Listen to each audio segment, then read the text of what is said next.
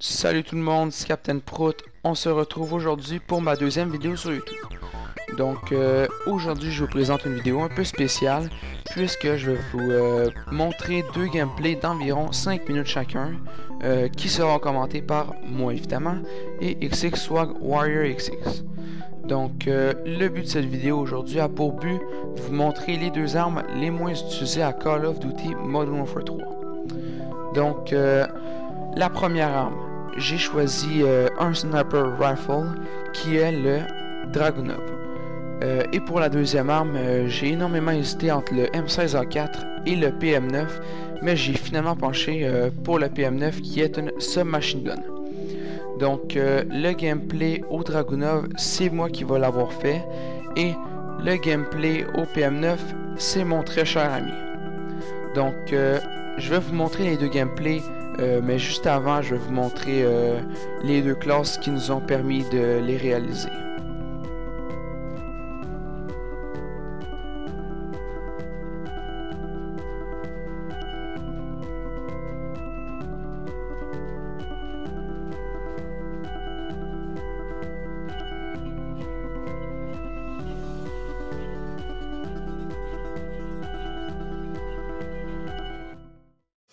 Bon ben salut tout le monde, je suis de retour pour la suite de cette vidéo, mais cette fois-ci en compagnie de XX Swag Warrior. Donc on va commencer la vidéo, mais pour Charles, pour toi là, le PM9, comment tu l'as trouvé? Ben, premièrement, le PM9, je dois dire franchement, il y a quand même des points positifs et négatifs. C'est quand même, ça varie. Un bon point positif, c'est qu'il est très fort en close range ou en courte portée. Parce que là, vous allez voir au début de la partie, j'ai eu quand même des éliminations. Comme vous allez voir bientôt, il y a un gars qui m'apparaît dans la face. Mais c'est ça. Mais un point négatif, par exemple, c'est qu'il y a un très gros manque de stabilité. En long range ou en longue portée, c'est sûr et certain que. Hey, ça, c'est un beau Semtex. Ouais, en effet. Bon, fait C'est que, ça, mais en longue portée, c'est vraiment pas bon parce que ça va vraiment. Quand tu vas tirer, ça va faire partout, là, bang, bang, ça va voler vraiment partout, partout, partout. Donc, ouais. c'est comme vous allez pouvoir voir au début de la game, c'est quand même fort, mais à la fin, j'ai comme une dégringolade. Souvent, je me fais faire des coups de sniper. Ouais. Ben, pour moi, le PM9, m'a dit comme à peu près Charles l'a dit, en close range c'est fort. Mais en long range, j'avoue, puis je vais appuyer ce que Charles a dit, c'est pas non plus son point fort. Donc, ce que je vous conseille, moi, avec le PM9, c'est de mettre un silencieux pour garder de la subtilité, puis être plus subtil dans vos déplacements et tout. Mais en même temps, de foncer dans le tas, comme vous pouvez le voir, Charles il fonce dans le tas, là, mais il y a quand même une pas si pire game en général. Donc, moi, c'est ce que je vous conseille pour le PM9. Euh, donc, c'est ça. Qu'est-ce qu'on pourrait dire d'autre? Ouais. Vous allez voir au cours de la partie, Charles va réussir à scaler un Predator missile, ce que j'ai pas réussi à faire avec le Dragunov, malheureusement. C'est parce que toi, t'es mauvais, puis moi, je suis fort, c'est ça le problème. Ouais. Bon, on va dire, on va dire. Bon. Fait que là, Charles qui, comme vous pouvez le voir, fonce dans le tas, à peu près, on peut dire ça.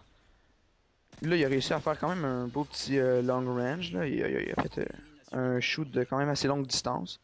Mais ça vous arrivera pas souvent. L'ennemi était couché, puis tout. Puis, mais lorsque l'ennemi est en mouvement, puis qu'il est de loin, sérieux, vous aurez pas la même chance. Je vous le dis tout de suite.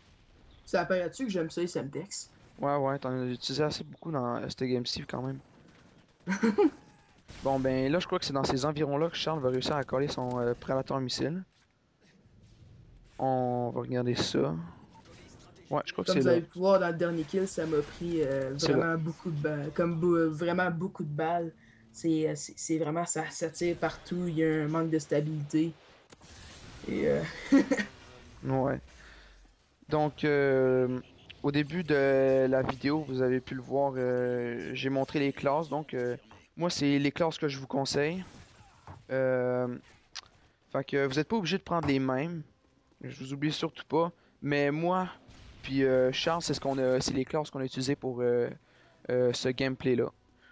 Donc, Charles a quand même une pas si pire game jusqu'à date. T'as-tu eu le temps de voir, Charles? Toi, tu fais du combien? Je pense que tu fais du 10-5. C'est quand même pas si pire. Euh, Surtout qu'ils font dans le Ouais, top, mais là. là, la dégringolade commence. Ouais, Regarde, ça me fait sniper de partout. ouais, Surtout en long range, je serais capable de faire beaucoup de kills. Mais regardez comme ça, là. Ça a tiré partout, j'ai pas été capable de le ouais. tuer. C'est avec mon Ah oui, martyr qui autre fait. chose que je pourrais affirmer, c'est que ce que je vous conseillerais aussi, ce serait de mettre Stadium sur ben, visée solide sur le PM9 parce que lorsque vous n'avez pas le temps de viser, ça peut vous être vraiment très utile de faire du no-scope. Euh, Parce que le PM9, tu sais, comme je l'ai dit, comme on se répète souvent, là, mais il est pas fort en long range, puis tout, puis ça peut vraiment vous sauver du temps de faire du no-scope, puis vous sauver la vie plusieurs fois. Autrement dit, du hipfire sans mirer. Ouais. Donc, je crois qu'on va finir là avec le PM9. Donc, on se retrouve ben, de fait, tout de suite, dans pas très très longtemps pour mon gameplay au Dragunov.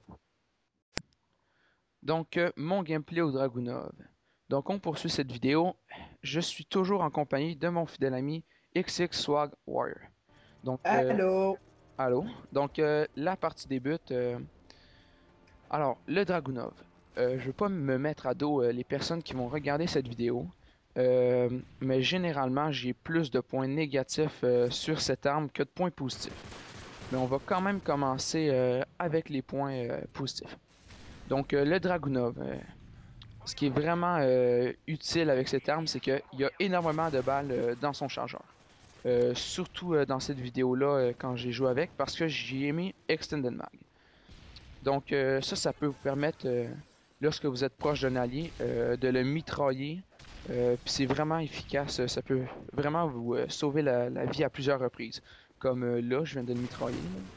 Donc Non, faut que tu mitrailles, sinon une balle, ça le tue pas. c'est ça, faut que tu mitrailles quand tu es au corps à corps. Donc, en long range, le Dragunov, il est pas super fort. Il faut vraiment que tu sois à une distance moyenne en l'utilisant parce que si t'es de trop loin, surtout qu'il tue en 2 balles, 3 balles, ça peut vraiment rendre la tâche plus difficile de le tuer en longue distance. Donc, c'est ça. Avec le Dragunov, c'est ce que je vous conseille. Mais quand même, le Dragunov, je lui ai mis bonne gâchette pour qu'il vise plus rapidement. Mais déjà au départ, j'ai trouvé qu'il vise quand même assez rapidement. Donc ça, c'est un point positif. Euh, Point négatif. Le Dragunov, pour le nombre de balles que ça prend, que ça lui prend de tuer un ennemi, il y a quand même beaucoup de recul, je dois vous avouer. Euh, donc ça, c'est un point négatif. Fait que toi, Charles, comment tu l'as trouvé, le Dragunov? Ben moi, j'ai pas eu ben le temps d'essayer, c'est plus toi, mais à ce que j'en vois dans ce gameplay-là, sûrement c'est quand tu mitrailles, ça vraiment quand tu tires plusieurs balles en même temps, ça tire partout. Tu sais, ça a beaucoup de recul. Et en long range, surtout, tu sais, ça va te donner de la misère à tuer ton ennemi. Ouais.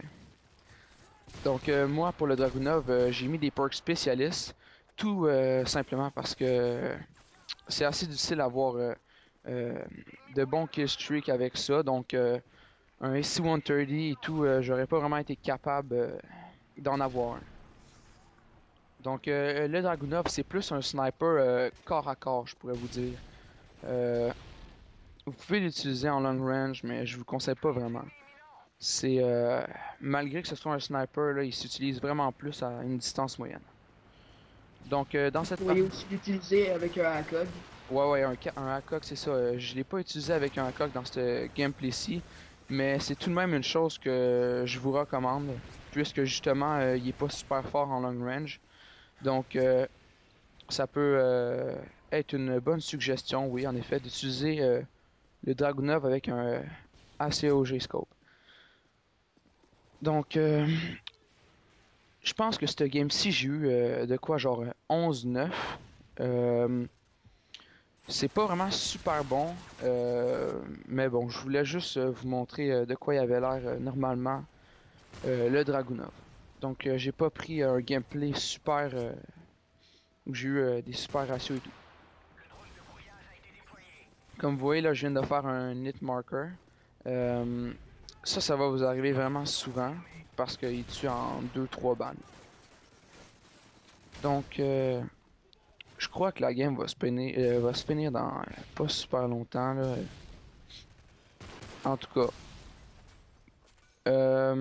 Comme arme secondaire, justement, j'ai mis une petite mitraillette qui peut vraiment vous être utile et vous sauver la vie à plusieurs reprises.